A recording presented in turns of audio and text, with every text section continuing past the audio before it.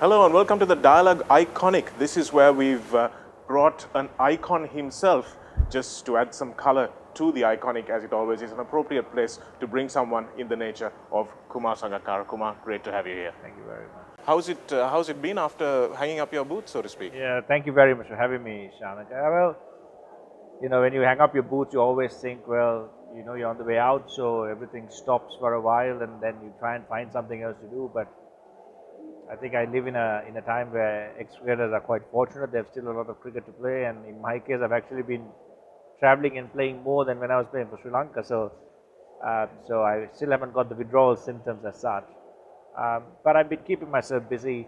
I've been traveling playing franchise cricket, but at the same time, I've been having a very keen eye on what's happening with Sri Lanka cricket, and very excited with the way some of the newer players have played.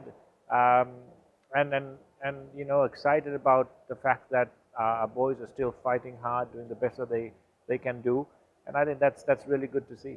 And how's the perspective changed for the cricket that you're playing now? Obviously, the pressure is a little less than when you were playing for your country, but is the enjoyment upped as a result of that? Yeah, I think you enjoy everything a lot more in the sense, because not that I didn't enjoy it before. I loved playing for Sri Lanka. It was what I always wanted to do, and anyone who plays for their country, if they're ever asked to pick between, going and playing on a franchise or representing their country, there is not even, moments hesitation. They pick their country because that's where you want to be seen, and that's who you want to represent. But I think it's just the fact that the pressures and the load is slightly less, and you can breathe a bit more. And then you tend to enjoy the places you're in a bit more. You get a lot more time off between games. Training is a lot more relaxed in that sense. But then in some way that makes you even keener to get on the field and play a match. So I've been having a great time. It's different playing for franchise, playing for your country, but a lot of fun, yes. And managing to spend time with the twins as well? With retirement, I'll be spending a lot more time with them, but unfortunately, I think it's been very unfair on them still with my traveling. I try and take them wherever I go as well. I go to England in a few months. They'll be coming and spending 5 months going to school there for the term as well. So in that sense, like when you do play for, let's say a county stint, I think that's great because you spend a lot of your time in one place. So family time, spending time with your children, it's brilliant.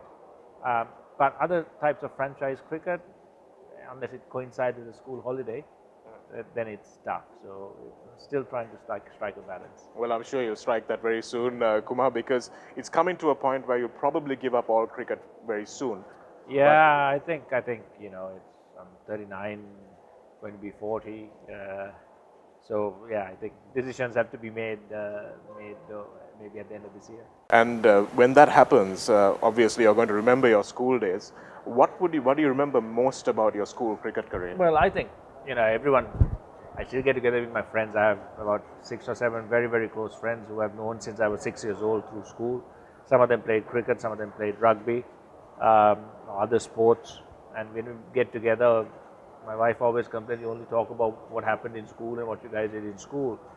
So I think the whole, the nostalgia that people have for the good old days, as we call it, is still very, very strong when it comes to a sport. And cricket, I had a wonderful exposure to this game because of Trinity. And not because that Trinity was any better than any other school at cricket. We were actually much worse than most schools at cricket. But I was lucky to have certain facilities that maybe other schools didn't have. One of them was a test ground. Asgiria was where I started playing. And because of the weather in Kandy, you always used to drizzle or rain. The wickets always had grass on it. There's always a lot more pace, a lot more bounce. So I think I had a very great advantage over other schools that didn't have the same kind of surfaces to play on, because I grew up playing fast bowling a lot more. And of course, it went on to show that I was a little better at playing fast bowling than against spin. So that was great for my and also the fact that we have this intense competition from under 13, 15, 17, 19. I think then they changed it to, I think, 14, 16, 18, 20. 18, There was a 20, yeah. change. Um, but I think it's great for all these schools to be participating in competitive cricket. Yes, at school we're always taught, it's always, and it remains true to this day, it's always how you play the game. It's not always about a competition or winning. But I think measuring performance, giving a yardstick to measure your improvement by in terms of success at winning, is also quite necessary from a young age, because they need to feel that they're improving, that they're getting better, that their performance is improving, both as individuals and as a team, because that brings a huge amount of self-confidence, self-belief, and a passion to get even better. And so school cricket, I think, has been the nurturing ground for all the great cricketers that Sri Lanka has produced. And Sri Lanka is very fortunate because the school cricketing structure here is very unique. It is a special kind of competition, which is necessary, because if you take our first class cricket, It's not as it is competitive. not, or it is nowhere close to where it should be in terms of quality. So at least we have this schoolboy network, and I think when we talk about how much we appreciate a school cricket instructor or school sports instructor, you played rugby, so you'll understand this very well, about that sometimes you have to look at these boys, see how talented they are and how good they are, what their abilities are, and really ask yourself the question, are we giving them the right kind of advantage with our first class structure? Because this is such an important stage in a child's life, that 16 to 18 period where they develop a lot more as a cricketer, they mature a lot more, they're exposed to international competition in under 19 World Cup, under 17 tours, and then they need to be kind of funneled into a system where it actually makes them even better. So I think while appreciating the immense talent and ability and the importance of the school cricket structure, I think we need to support it a lot more by having a better first class system. Hopefully we'll get there soon. But if you take Ravinda De Silva, Mahela Jayawardena, Arjuna Ranatunga, Roshan Mahanama, Sana Jayasuriya, Lasit Malinga, Angelo Mathews, all of these players, all of them have reaped the benefits of coming through the school system. Lasit maybe to a lesser extent, but still, he had cricketing structure at his school. So I think, I don't have enough praise for the school cricketing structure. I think it's been wonderful for Sri Lanka. Speaking of improvement, there's a guy who's a bit of a chip off the old block, Kumar. Niroshan Dikwella, Trinitian, left-hander, wicket-keeper, confident guy. He's got the right attitude to play international cricket. Looking back at yourself, perhaps from 17, 18 years ago, what's the advice you would give him and other cricketers at his level now? I think Niroshan has been very, very good.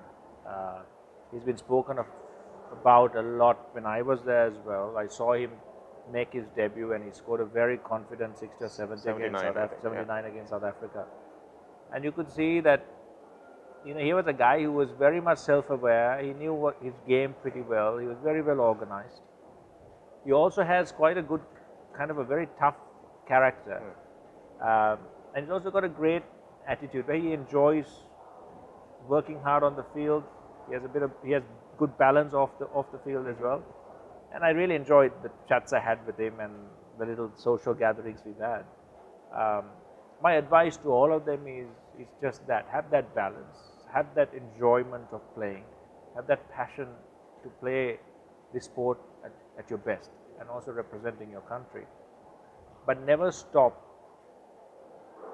looking for that edge, be it physical training, be it weight training in the sense of getting stronger, not just fitter, in terms of looking for what else that you can add to your game to keep ahead, because consistency moves upwards, it's upwardly mobile. You always think, no, it's staying at the same place. No, it's not. So play with a smile, enjoy it, because if this cricket, it's fleeting. I know, I've gone now. So you tend to think it lasts forever. It doesn't. So enjoy the time you have. I think they might still like to have you back. Not anymore, I think. But it's that kind of impermanence that I think drives everyone to leave a mark behind by the time you leave. And I've seen Niroshan, I've seen Dhananjay De Silva, Kusal Mendes, out of the younger guys, and you have Dinesh, Angelo, um, Kushal Janit Pereira. All these guys have the ability to do that. So look for those opportunities, and then keep trying to win. That's important for Sri Lanka. Keep trying to win. One final message, Kumar, to all the budding cricketers out there. What can they take home with them? What can they take away from a chat with you, perhaps? I don't know about a chat with me or any other cricket. I think the path forward is very simple. Have a plan, understand what you're good at and what you're weak at, and then work hard. And work hard, not just one day, 1 week, or a month, continuously until you get to where you want to go. I think that's the only way you improve, and you want to become a Mahela, an Aravinda, Arjuna, or Sanath, or a Lasit Malinga, or an Angelo Matthews. Work hard. No one gets there easy. No one gets there because they have talent. You need to add hard work to it. You need to add planning to it. You need to be self-aware, and you need to be smart about how you do it as well. So get those things early. Understand that early, because if you do those things early, your improvement is speeds up. So, good luck. Keep enjoying what you do and keep working. He was well brought up, so he left his name out of that list of people that you can aspire to. But that is something you did, isn't it, Kumar? You're legendary at having worked a lot harder than most people. Yeah, well, I think it's just what you need to do. Some people might not have to work as hard, but you've got to know who you are. If you have to work hard, work hard. Even if you don't have to, you work hard at something. Yeah. You need to find something that you can add on to your game or to improve.